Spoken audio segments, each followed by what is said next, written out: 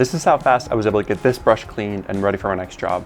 In this video, I'll show you 2 different methods for cleaning dirty paintbrushes. I'm going to show you what you need and how to do it at home with no specialty tools. I'll also show you how to store and maintain your paintbrushes so that they last for years. We'll start by covering what you need for the first and most simple method. After that, I'll show you my preferred method, which is faster and can save 5 gallons of water per brush. Look at how much water we can save in just one day. Here's what I use for cleaning paintbrushes. All that you need is a water source and a rag. In this case, I'll be using my kitchen sink.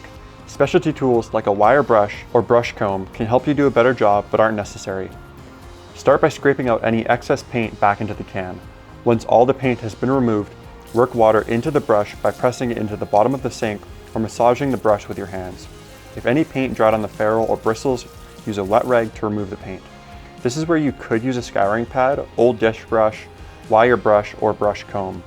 The wet rag works just fine and will save you a few bucks. Continue to work water into the brush until the water isn't discolored anymore.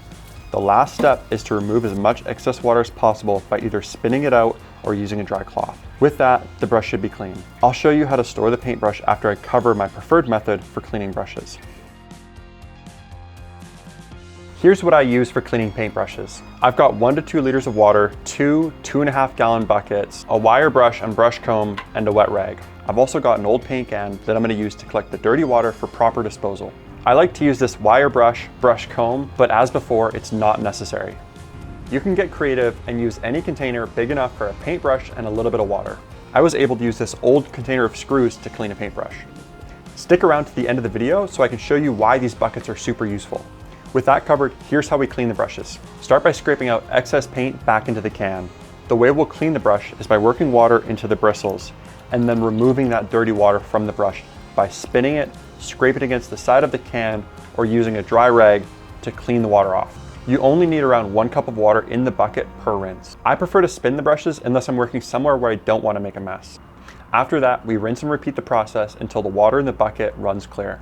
With about 4 or 5 passes, the water in the bucket should be clear and the brush clean. I'll set a timer and clean this brush to demonstrate how effective this method is. Before I do that, let me show you the brush that I'll clean. This is the brush I'll be cleaning. None of this 2 finger lengths or 2 inches of paint crap. If you use a brush all day long, it's not going to look like this. As you're working, paint dries on the ferrule and the handle, especially on a hot summer's day. This brush is really old and it took more than a couple days to get like this. Some of our brushes that have seen a bit of use might have a little bit of paint, but they're not quite as messy as this one. I'm cleaning this brush because it's a good example to show you how well this method works.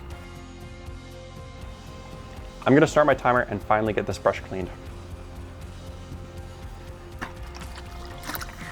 This method drastically reduces the amount of water required to clean each brush and allows us to collect and properly dispose of the dirty water. The average kitchen sink has a flow rate of 2.2 to 2.5 gallons per minute. Assuming it takes 2 to 3 minutes to clean a brush, that's anywhere between 5 to 7 gallons of water per brush. We clean up to 5 to 6 brushes a day, which over time saves an astonishing amount of water.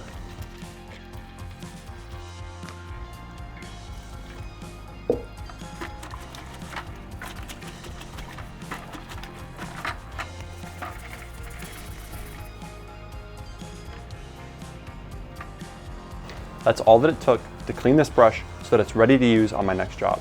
We use these buckets to make sure that we never ruin a paintbrush. We'll keep some of the water that we used in the last couple rinses of the brushes and then bring that to site, meaning that the water we're bringing is water we've already used. If we don't have time to clean our paintbrushes right away, it doesn't matter because they won't dry out. I've also found that putting our brush in a bucket of water helps make it easier to clean. Before we store the brushes, we hang them upside down to dry. If you don't have anywhere to hang up your brush, you can lay them flat on some paper towel or a dry cloth. Thanks for watching the video.